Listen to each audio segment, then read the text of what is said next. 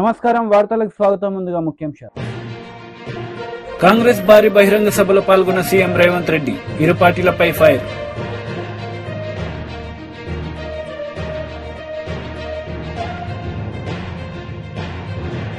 పొన్నూరులో CM YS Jagan బహిరంగ సభ Chandrababu నాయుడుపై fire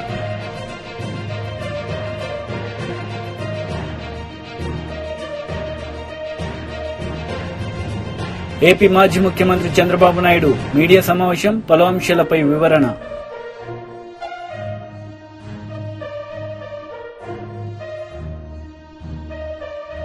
CM Jagan ఎన్నికల సందర్భంగా రోడ్ షో నిర్వహించారు. ఈ సందర్భంగా చంద్రబాబు నాయుడుపై ఆయన మండిపడ్డారు. 87,612 కోట్ల రూపాయలు రుణాల మాఫీ జరిగిందా అని అడుగుతా ఉన్నాను మీ అందరితో కూడా. రెండు చేతులు పైకెత్తాలి. ఇలా ఇలా ఇలా ఇలా ఇలా ఇలా ఇలా ఇలా ఇలా ఇలా ఇలా ఇలా ఇలా ఇలా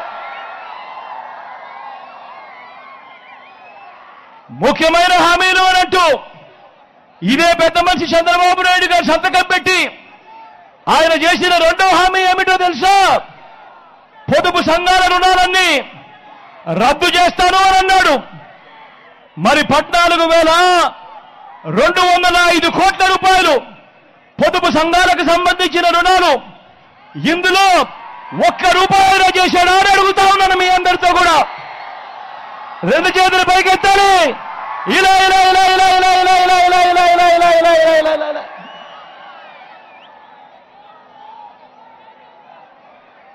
ముఖ్యమైన హామీలు అంటూ చంద్రబాబు నాయుడు గారు స్వయంగా సంతకం పెట్టి మీ ప్రతి ఇంటికి పంపించిన ఈ పాంప్లెట్ లో ఆయన చెప్పిన మూడో హామీ ఆడబిడ్డ పుడితే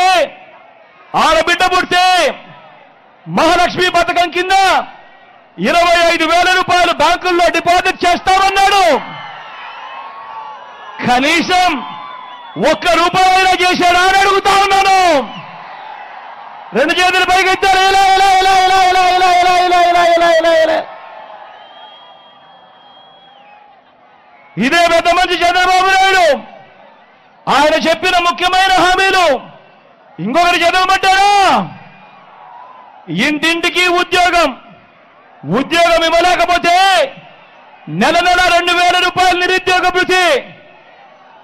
ఈ పెద్ద మనిషి చెప్పాడు 5 సంవత్సరాలు అంటే 60 నెలలు ఇంటూ నెలకు 2,000 రూపాయలు అంటే ప్రతి ఇంటికి 1,80,000 రూపాయలు ఇచ్చాడా అని అడుగుతా ఉన్నాను మీ అందరితో కూడా. ఇలా రెండు చేతులు పైకెత్తాలి. ఇలా ఇలా ఇలా ఇలా ఇలా ఇలా ఇలా ఇలా ఇంకా ముందుకు పోమంటారా? అర్హులందరికీ 3 సెట్ల స్థలం కట్టుకునేందుకు పక్కా ఇల్లు అన్నాడు.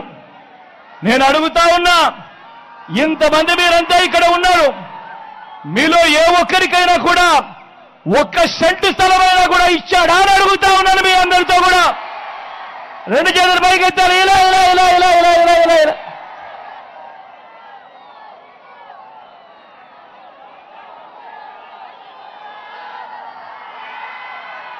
ముఖ్యమైన హామీలంటూ ఇంకా ముందుకు పోతే 10,000 కోట్లతో బీసీ సప్లాన్ చేనేత పవర్ లూమ్స్ రుణాలు మాఫీ అన్నాడు. జరిగిందా అని అడుగుతా ఉన్నాను. ఉమెన్ ప్రొటెక్షన్ ఫోర్స్ ఏర్పాటు చేస్తామన్నాడు. చేశాడా అని అడుగుతా ఉన్నాను. సింగపూర్కు మించి అభివృద్ధి చేస్తామన్నాడు. చేశాడా అని అడుగుతా ఉన్నాను. ప్రతి నగరంలోనూ హైటెక్ సిటీ నిర్మిస్తామన్నాడు. జరిగిందా అని అడుగుతా ఉన్నాను. పొన్నూరులో ఏమైనా కనిపిస్తా ఉందా అని అడుగుతా ఉన్నాను. మరి అందరూ ఆలోచన చేయమని కోరుతా ఉన్నా. ఇవన్నీ ఏదైతే నేను చదివానో స్వయాన చంద్రబాబు నాయుడు గారు 2014లో ఇదే కూటమిగా ఏర్పడి ముఖ్యమైన హామీలు అని అంటూ ఆయన సంతకం పెట్టి ప్రతి ఇంటికి పంపించిన ఈ పాంప్లెట్లో నుంచి కనీసం ఒక్కటంటే ఒక్కటైనా కూడా జరిగిందా అని అడుగుతా ఉన్నాను. ఈ సందర్భంగా మిమ్మల్ని ఈసారి మాత్రం గట్టిగా రెండు చేతులు పైకెత్తాలి. ఇలా ఇలా ఇలా ఇలా ఇలా టీడీపీ అధినేత నారా చంద్రబాబు నాయుడు ప్రెస్ మీట్ నిర్వహించారు. ఈ సందర్భంగా పలు అంశాలపై ఆయన మాట్లాడారు. అయితే ఏదైతే కేంద్ర ప్రభుత్వం 29వ తారీఖున ఎన్నికల నిధుల్లో వాలంటీర్స్ ఇన్వాల్వ్ కావద్దని చెప్పింది కాబట్టి వాలంటీర్స్ ఇవ్వలేకపోతున్నారని చెప్పి పదే పదే తిప్పించారు వీళ్ళని, వృద్ధుల్ని. డబ్బులు లేవని తెలుసు. మొదటి తారీఖే తీసుకొచ్చారు వైఎస్ఆర్ కాంగ్రెస్ కార్యకర్తలు, నాయకులు నడిపించుకొచ్చారు. విపరీతమైన ఎండలు, వడగాల్పులు, అందులో కూడా తిప్పించి కడాన కుట్రలు కుతంత్రాలు చేసి 33 మంది చనిపోయే పరిస్థితికి వచ్చారు. ఇది నేను చెప్పిన ఇది కాదు, వాళ్ళు ఇచ్చిన ఫిగర్ ఇది. మంత్రులు, ముఖ్యమంత్రి చెప్పింది 33 మంది చనిపోయారన్నారు. ఈ 33 కూడా ప్రభుత్వ హత్యలు ఇవి. మీరు డెలిబరేట్ గా ముసలివాళ్ళని చంపేశారు. ఆ ఉసురు ఊరికే పోదు మీ మీద.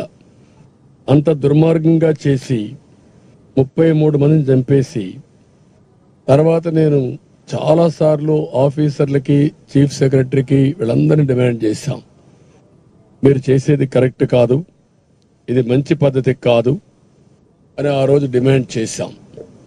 కానీ చీఫ్ సెక్రటరీ ఏం పట్టించుకోలేదు.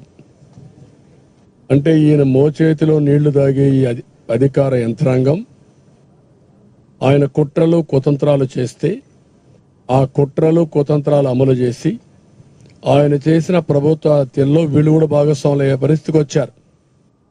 ఇది క్షమించరాని నేరం. ఒకసారి ఎన్నికలు అనౌన్స్ చేసిన తర్వాత ప్రభుత్వ యంత్రాంగం అనేది ఎన్నికల కమిషన్ కింద పనిచేస్తుంది. ఆల్ పార్టీస్ కూడా ఈక్వల్ ఫుట్టింగ్ ఉండాలి.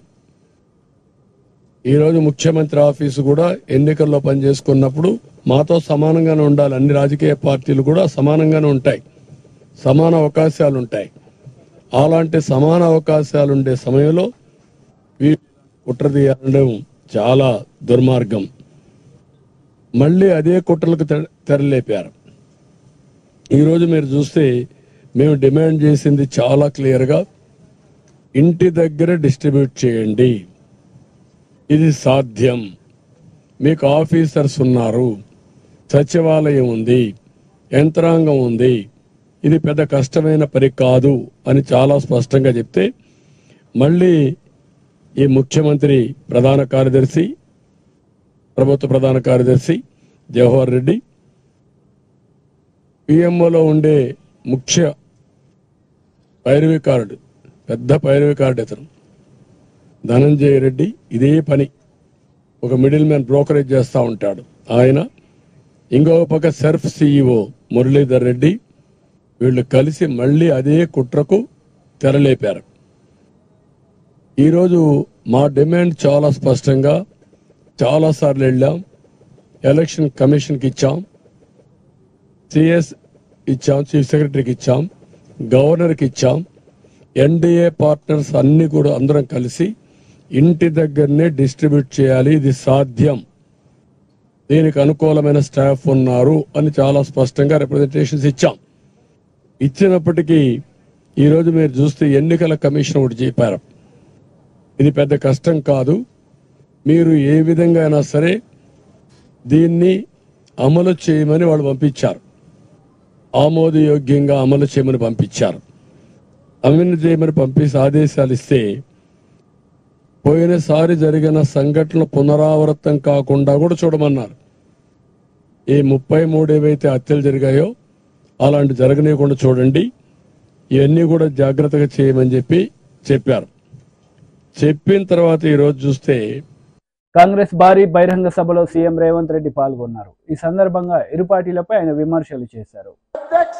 कर्नाटक से अमित शाह, नरेंद्र मोदी गुजरात से है, फिर वहां पर उन लोगों को ज्यादा मदद गुजरात से मिलेंगे, नहीं तो हमारे नेता खड़गे जी को कर्नाटक से मदद मिलने वाले हैं. इसीलिए हमारे भाइयों से एक ही गुजारिश है, खड़गे जी को आप मदद दे दो, 25-26 सीट कर्नाटक से दिलाओ, केंद्र में सरकार बनाएंगे, लाल कोटा पे तिरंगा झंडा लहराने का जिम्मेदारी प्रियंका जी उठाने वाली है, राहुल जी उठाने वाले. हम साथ में रहकर, साथ खड़े रहकर मोदी जी को हराएंगे.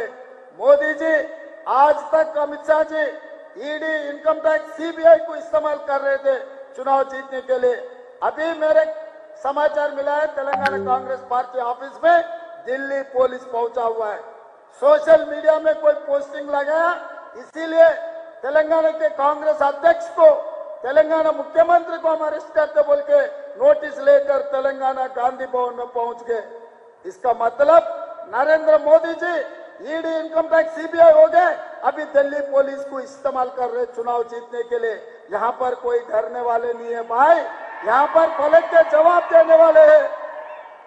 देखेंगे आने वाले चुनाव में नरेंद्र मोदी जी और अमित शाह को हरा के दिखाएंगे कर्नाटक और तेलंगाना में, क्योंकि राहुल जी कन्याकुमारी से लेकर कश्मीर तक पद यात्रा किए। कर्नाटक में सरकार बने, तेलंगाना में भी सरकार बने, आने वाले दिनों में महाराष्ट्र में भी अपना सरकार बनने वाले, केंद्र में भी अपना सरकार बनने वाले।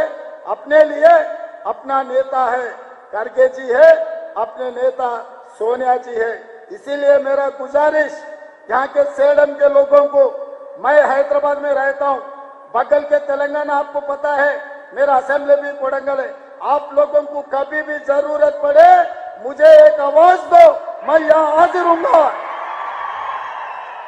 आप लोगों को कभी भी जरूरत पड़े तो सीधा सीधा हैदराबाद चल कर आओ, मैं वहां रहता हूँ।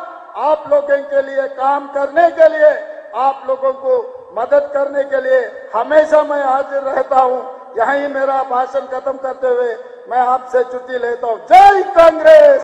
Congress leader Jaggareddy press meet నిర్వహించారు. ఈ సందర్భంగా పలు అంశాలపై ఆయన వివరణ ఇచ్చారు. జవాబు కేసీఆర్ కి ఇంతకంటే కేసీఆర్ కి దడ చుట్టుకున్నది.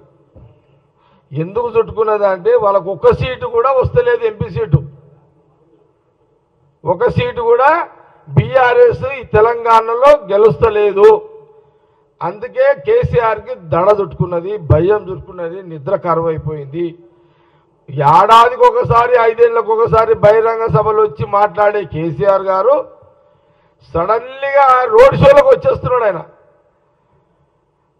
అంటే ఒక సీటు కూడా బీఆర్ఎస్ వస్తలేదనే భయం చుట్టుకొని ఏదో రకంగా సీట్లు పెంచుకోవాలి అనే ఒక ఆలోచనతో, ఒక ఉద్దేశంతో ఏదో రకంగా మళ్ళీ ఈ కొత్త నాటకానికి తెరలేపి ఆయన ఈరోజు మళ్ళీ రోడ్ షోలకు వీధిన పడ్డాడు మన కేసీఆర్ ప్రతిపక్ష నాయకుడు. ఏమంటారు శ్రీనివాస్ గారు?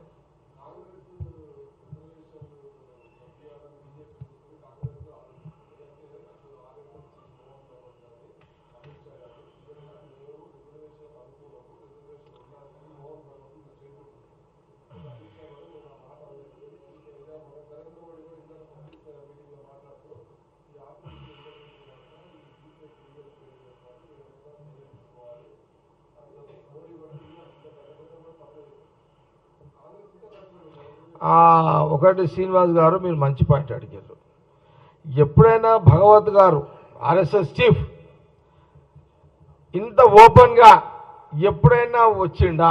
ఎస్సీ ఎస్టీ బీసీలకు మేము కూడా అనుకూలమే అని భగవత్ గారు రావడము, అమిత్ షా గారు మొదటిసారి ఎస్సీ ఎస్టీ బీసీల గురించి మాట్లాడడము, దీని కారకుడు ఎవరు?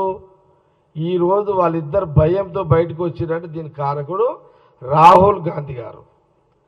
రాహుల్ గాంధీ గారు ఎప్పుడైతే ఎస్సీ ఎస్టీ బీసీలు ఇప్పుడున్న పాపులేషన్ ప్రకారం ఇంకా పెంచుతాము అని వారు అన్నారో, ఆనాటి నుంచి వాళ్లకు ఇక ఇప్పుడు గుడి కాదు, ఇప్పుడు జనాలు ఎస్సీ ఎస్టీ బీసీలు మార్పు వచ్చేసింది. రాహుల్ గాంధీ గారు యొక్క ప్రెస్ ఆయన ఒక ప్రకటనకు ఆయనకు ఆకర్షులవుతున్నారు కాంగ్రెస్ పార్టీకి అనే ఒక భయంలో భాగమే భగవత్ గారు ఈరోజు. అంటే ఇది కూడా కాంగ్రెస్ పార్టీ రాహుల్ గాంధీ గారు ఒక ఘనతే కదా. ఈరోజు భగవత్ గారు, అమిత్ షా గారు ఓపెన్గా మాట్లాడారంటే దాని కారకుడు ఎవరు? రాహుల్ గాంధీ గారు. ఆయన ఇచ్చిన ప్రకటననే ఈరోజు భాగవత్ గారు వాళ్ళందరూ కూడా మాట్లాడారు. ఇది కూడా ఎస్సీ ఎస్టీ బీసీలు గమనించండి. మైనార్టీలారా మీకు కూడా డోకా లేదు, గమనించండి. రాహుల్ గాంధీ గారికి అందుకే ఎస్సీ ఎస్టీ బీసీలో మేమేం కొడుతున్నాము, రాహుల్ గాంధీ గారు ఎస్సీ ఎస్టీ బీసీలకు అనుకూలంగా ఉన్నాడు, ఇంకా రిజర్వేషన్ పెంచుతా అన్నాడు. అందులో భాగమే భాగవత్ గారు, ఆర్ఎస్ చీఫ్ అమిత్ షా గారు వీళ్ళందరూ బయటకు వచ్చిరు. ఇక ఎస్సీ ఎస్టీ బీసీలకు డోకా లేదు, రాహుల్ గాంధీ గారు అండగా ఉన్నారు.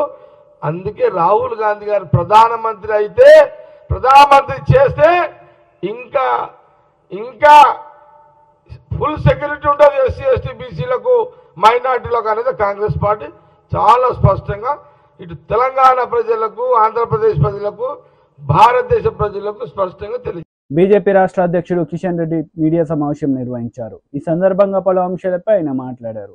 ఈ రెండు పార్టీలకు తోడు ఎంఐఎం పార్టీ, వీళ్ళ ముగ్గురు కలిసి ఒప్పందం కుదుర్చుకొని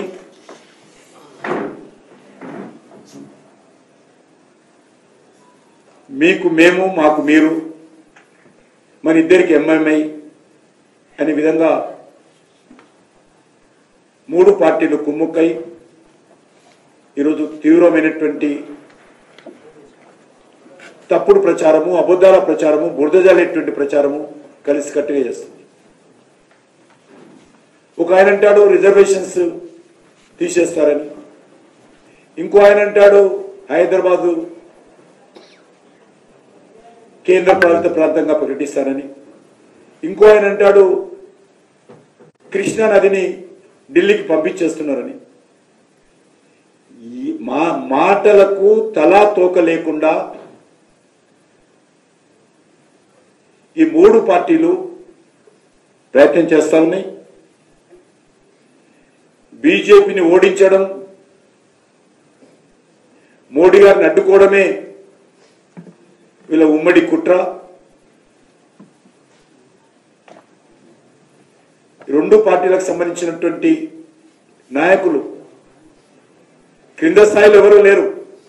క్రింద స్థాయిలో కాంగ్రెస్ పార్టీ కానీ, బీఆర్ఎస్ పార్టీ నాయకులు కానీ ఎవరు కూడా ఆ పార్టీల నాయకులు అన్న మాటలు నమ్మడం లేదు. క్రింద స్థాయిలో అందరూ కూడా బీజేపీ రావాలని ఏకగ్రీవంగా గ్రామాలు గ్రామాలు తీర్మానం చేస్తా ఉన్నాయి. నరేంద్ర మోడీ గారు ప్రధానమంత్రి కావాలని గ్రామాలు గ్రామాలు ఏకగ్రీవంగా తీర్మానం చేసుకుని ముందుకెళ్తా ఉంటే, బావిలో కప్పలలాగా లేక పిల్లి కళ్ళు మూసుకొని పాలు తాగినట్టుగా ఈ రెండు పార్టీల నాయకులు వివరిస్తా ఉన్నారు. హైదరాబాద్ లో ఈ రెండు పార్టీలు కూడా మజ్లిస్ పార్టీ గెలుపు కోసం ప్రయత్నం చేస్తా ఉన్నారు. కాంగ్రెస్ పార్టీ అదే ప్రయత్నం చేస్తున్నది, బీఆర్ఎస్ పార్టీ అదే ప్రయత్నం చేస్తున్నది. కాంగ్రెస్ పార్టీ సీనియర్ నాయకుడు ఫెరోజ్ ఖాన్ ఓపెన్ గా చెప్పాడు, మాకు పార్టీ హైకమాండ్ నుంచి ఆదేశాలు వచ్చాయి, ఎట్టి పరిస్థితుల్లో ఓల్డ్ సిటీలో ఓవైసీని గెలిపించాలని మాకు ఆదేశాలు వచ్చాయి, కానీ ఈ ఎలక్షన్స్ వరకే ఉంటుంది, తర్వాత నా యొక్క పోరాటం ఎంఐ మీద కొనసాగుతున్నాయని చెప్పిన విషయం మనం చేస్తాం. అఫీషియల్ గా నేను చెప్పింది కాదు.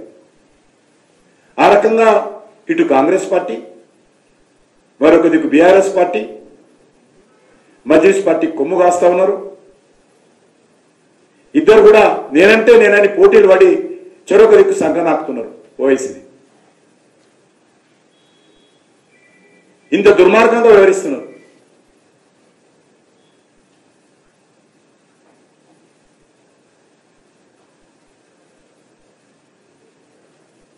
అనేక నియోజకవర్గాల్లో కాంగ్రెస్ పార్టీ సైలెంట్ గా ఉంది, అనేక నియోజకవర్గాల్లో బీఆర్ఎస్ పార్టీ సైలెంట్ గా కనిపిస్తున్నారు. ఈ రెండు పార్టీలు పైకి కొట్టుకున్నట్లు టూ ఫైటింగ్ చేస్తూ ఈరోజు MLA TJR Sudheer Babu media సమావేశం నిర్వహించారు. ఈ సందర్భంగా టీడీపీ నేతలపై ఆయన మండిపడ్డారు. ఒక్క శాశ్వత నిర్మాణం కూడా చేయకుండా దోచుకున్న గజ దొంగల ముఠాకి బాసు నువ్వు. ఈ దేశంలో వైట్ కాలర్ నేరస్తుడు ఎవడైనా ఉన్నాడు అనంటే, ఈ దేశంలో రాజకీయాలను అడ్డం పెట్టుకుని డబ్బులు సంపాదనే ధ్యేయంగా రాజకీయాలు చేసే కుయుక్తి కలిగిన రాజకీయ నాయకుడు ఎవడైనా ఉన్నాడు అనంటే, ఆంధ్ర రాష్ట్ర పరువుని పదే పదే దిగదార్చిన వాడు ఎవడైనా ఉన్నాడంటే అది నువ్వే చంద్రబాబు నాయుడు. నువ్వే నీ జీవితం అంతా డ్రామాలు, నీ జీవితం అంటేనే దోచుకోవటం, నీ జీవితం అంటే వెన్నుపోటు పడవటం, నీ జీవితం అంటే ఈ రాష్ట్రాన్ని సర్వనాశనం చేయటం, జన్మభూమి కమిటీల పేరుతో గ్రామాల్ని దోచుకున్న గజ దొంగలు మీరు. ఇంకా సిగ్గు రాకుండా గౌరవ ముఖ్యమంత్రి గారిని పదే పదే అవహేళన చేయటం, మాట్లాడటం. ఏమయ్యా అంటే ఈ రాష్ట్రానికి పరిపాలించడానికి పేటెంట్ హక్కు ఉందా? నువ్వే పరిపాలించాలని ఏమన్నా రాజ్యాంగంలో రాసిపెట్టుందా? నువ్వు తప్పించి తెలియగలిగినోడు ఎవరు లేరనుకుంటున్నావా? ఏముందయ్యా నీ తెలివితేటలు? ఏం సాధించావు ఈ రాష్ట్రానికి? విభజన సమయంలో విభజనకి కారకుడు నువ్వే. అదే కాంగ్రెస్ విభజన అయిపోయిన తర్వాత కాంగ్రెస్ పార్టీతో తెలంగాణ జతగట్టిన నువ్వు ఒక రాజకీయ బ్రోకర్వి, రాజకీయ వ్యభిచారివి. నువ్వు కేవలం డబ్బులు సంపాదించడం కోసం, ఆస్తులు కూడగట్టుకోవడం కోసం, నీ అనునాయులైన సంస్థలకు దోపిడీని చేసి పెట్టడం కోసము రాజ్యాంగపరమైన సీఎం పదవిలో ఉండి ప్రజల యొక్క ధనం, మాన ప్రాణాలు దోచుకున్న దొంగవి నువ్వు. ఒక స్కిల్ స్కాము, ఒక ఫైబర్ నెట్ స్కాము, అనేకమైన స్కాములు చేసే బాబులు నువ్వు. ఈ దేశంలో ఏ రాష్ట్ర ముఖ్యమంత్రికి నీ అంత నీచమైన చరిత్ర లేదు. నీ పార్టీని తీసుకొని అందలం ఎక్కి ఈ రోజు వరకు నందమూరి వంశులకి అసలు స్థానమే లేకుండా చేసిన నీచమైన రాజకీయ చరిత్ర నీది బాబు. నువ్వే మాట్లాడతావు? తండ్రి చనిపోతే ఒంటరిగానే నిలబడితే కాంగ్రెస్ పార్టీ కేసులు పెట్టి బాధ పెడితే, అవమానపరిస్తే ఏ మాత్రం ఒక్క క్షణం కూడా బాధపడకుండా ప్రజల కోసం నిలబడ్డాడు, ప్రజలతోనే ఉన్నాడు. సుమారుగా 5,000 కిలోమీటర్ల పాదయాత్ర చేశాడు. ప్రజల యొక్క మనస్తత్వాన్ని అర్థం చేసుకున్నాడు. ఈ రాష్ట్ర యొక్క స్థితి గతులను అర్థం చేసుకున్నాడు. ఈ రోజున తిరుగులేని మహానాయకుడిగా ఎదిగాడా మా నాయకుడు. మా నాయకుడికి దేశంలో చరిత్ర ఉంది. మా నాయకుడు ఎవరి పార్టీని లాక్కోలా, ఎవరిని వెన్నుపోటు పడాలా, ఒక్కడే పార్టీ పెట్టుకున్నాడు, ఒక్కడే గెలిచాడు, రేపు కూడా ఒక్కడే ఉంటాడు, ఒక్కడే గెలుస్తాడు. నీకు దిమ్మ తిరిగిపోయి. కడియం శ్రీహరి కీలక ప్రెస్ మీట్ నిర్వహించారు. ఈ సందర్భంగా మాజీ CM Kadiyam Srihari press meet నిర్వహించారు. ఈ సందర్భంగా మాజీ ముఖ్యమంత్రి కేసీఆర్ పై పలు విమర్శలు చేశారు. నాయకుడు డ్యాన్సులు చేస్తాడు, పాటలు పాడతాడు, డప్పులు కొడతాడు, తొడలు కొడతాడు. అంత సీనియర్ వ్యక్తి ఇట్లాంటివి చేయవచ్చా లేదని కూడా ఆలోచన లేకుండా చాలా చాలా గలీజ్గా మాట్లాడుతున్నాడు. అయినా పర్వాలేదు. కానీ కనీసం రాజయ్యకు వరంగల్ బీఆర్ఎస్ టికెట్ ఇస్తే కొంత బాగుండేది. రాజయ్యకు నాకు పడకపోయినా ఆ బీఆర్ఎస్ పార్టీకి 10 ఓట్లు పడాలి అంటే రాజయ్య గారికి టికెట్ ఇచ్చినా బాగుంది. రాజయ్య గారికి టికెట్ ఇవ్వకపోగా బీఆర్ఎస్ టికెట్ ఫైనలైజ్ చేసే రోజున ఫామ్ హౌస్ కూడా రానియలేదు. నీ మొక్కలు చూపించొద్దు నాకు అని చెప్పి టికెట్ డిక్లేర్ అయిన తర్వాత వేరే వాళ్ళు పట్టుకొని పోయి ఈయన ఉండాలి, ఈయన ఉంటే కడియం శ్రీహరికి వ్యతిరేకంగా బాగా మాట్లాడతాడు, మనకు ఉపయోగపడతాడని చెప్పి కొంతమంది తీసుకొని పోతే ఈయన కూడా పోయి బతిలాడి ఆ పార్టీలో చేర్చుకున్నావు బాగానే. కానీ నువ్వు రాజయ్య గారి మీద ప్రేమ ఉంటే, రాజయ్య గారికి గతంలో అన్యాయం జరిగింది అని మీరు అనుకుంటే రాజయ్య గారికి బీఆర్ఎస్ టికెట్ ఎందుకు ఇవ్వలేదు? అంటే ఇదంతా మోసపెత్తుగడదు. ఆయనకు మనసులో ఒకటి ఉంటుంది, బయటకు ఒకటి మాట్లాడుతూ ఉంటాడు. అది నేను స్వయంగా అనేక సందర్భాల్లో చూశాను. ఎదురుగా నీ అంత గొప్పవాడు లేడని మాట్లాడతాడు, కానీ వీడు వెధవాని మనం బయటికి వెళ్ళగానే మాట్లాడుతాడు. తెలంగాణను అన్ని రకాలుగా ఆగం చేసి వరంగల్ను ప్రత్యేకంగా ముక్కచెక్కలు చేసి ఇవాళ ఏదో సానుభూతి ప్రకటించడానికి వచ్చాడు. వరంగల్ పట్టణాన్ని ఏం అభివృద్ధి చేశారు మీరు? ఎన్నిసార్లు ముత్తుకున్నా నేను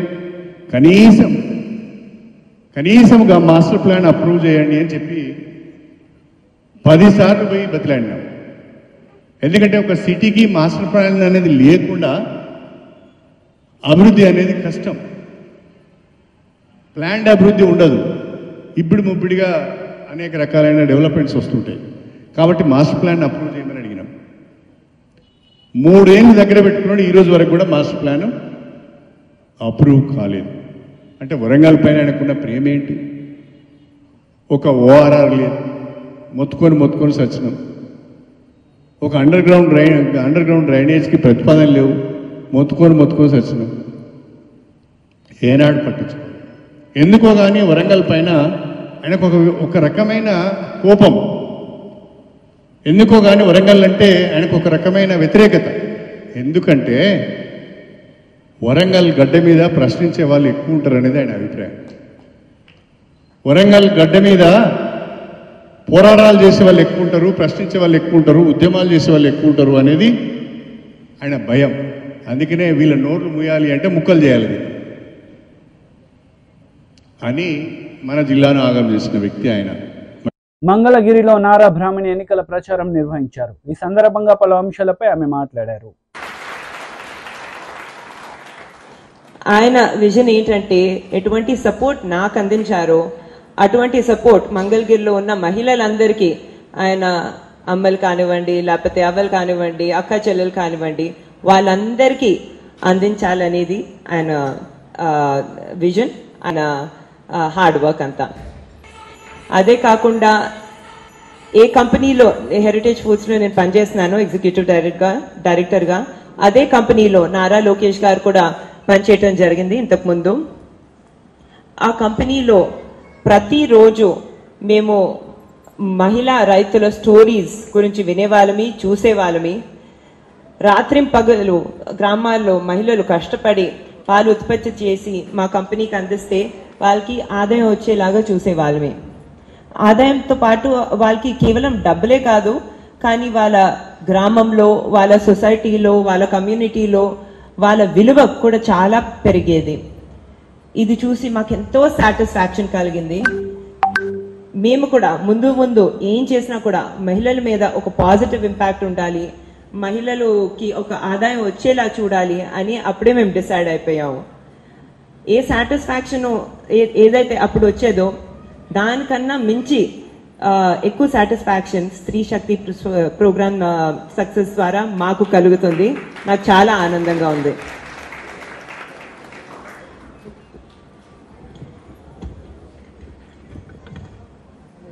ఇప్పుడు లోకేష్ గారి విజన్ ఏంటంటే మంగళగిరిలో ఉన్న ప్రతి మహిళ తన కాళ్ళ మీద తన నిలబడాలి. అదే కాకుండా మీరందరూ ఆనందంగా ఉండాలి, మీరందరూ చాలా హ్యాపీగా ఉండాలనేది. కానీ ఇప్పుడు 2019 ఎలక్షన్ గురించి మాట్లాడాలంటే మీకు అందరు తెలిసిందే, లోకేష్ గారు ఓటమి ఎదుర్కొన్నారు మన మంగళగిరిలో. చాలా మంది అప్పుడు చెప్పడం జరిగింది, మళ్ళీ మంగళగిరి నుంచి ఎందుకు కంటెస్ట్ చేయాలనుకుంటున్నారు, ఏమైనా సేఫ్ సీట్ చూసుకోవచ్చు కదా, మన కుప్పం లాంటి సీట్ లేకపోతే హిందూపూర్ లాంటి సీట్ చూసుకోవచ్చు కదా, మళ్ళీ ఇక్కడ ఎందుకు అని చెప్పి నారా లోకేష్ గారు అప్పుడు అందరికీ చెప్పడం జరిగింది, మంగళగిరిలో ఉన్న ప్రజలందరూ నా కుటుంబ సభ్యులు. అదే కాకుండా నా విజన్ ఏంటంటే మంగళగిరిని భారతదేశంలోనే ఒక మోడల్ నియోజకవర్గంగా తీర్చిదిద్దాలి, నంబర్ 1 నియోజకవర్గంగా తీర్చిదిద్దాలనేది. మీరు చూస్తున్నారు అప్పటి నుంచి ఇప్పుడు దాకా గత 5 సంవత్సరాలుగా ఆయన ప్రతిరోజు మంగళగిరిలో చాలా కష్టపడుతున్నారు, చాలా కమిటెడ్ గా సేవా కార్యక్రమాలు చేస్తున్నారు. ఎటువంటి గవర్నమెంట్ సపోర్ట్ లేకపోయినా ఆయన మంచి ఐడియాస్ కోసం ఆయన 29 ప్రోగ్రామ్స్, సంక్షేమ ప్రోగ్రామ్స్, పథకాలు ఇక్కడ నడపడం జరుగుతుంది. అందులో కొన్ని చెప్పాలంటే స్త్రీ శక్తి ఒకటి. అదే కాకుండా నూతన వధువరులకు పెళ్లి కానుక ఇవ్వటం జరుగుతుంది. అది కూడా దళితుల ఇళ్లలో వాళ్ళ పెళ్లికి కూడా చాలా సపోర్ట్ చేయటం, తాలిబొట్టు. వార్తలు ముగించే ముందు ముఖ్యాంశాలు మరోసారి. కాంగ్రెస్ భారీ బహిరంగ సభలో పాల్గొన్న సీఎం రేవంత్ రెడ్డి, ఇరు పార్టీలపై ఫైర్.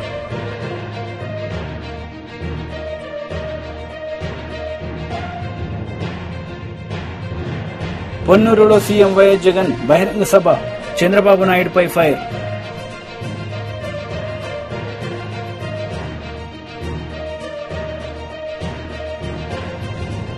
ఏపీ మాజీ ముఖ్యమంత్రి చంద్రబాబు నాయుడు మీడియా సమావేశం, పలు అంశాలపై వివరణ.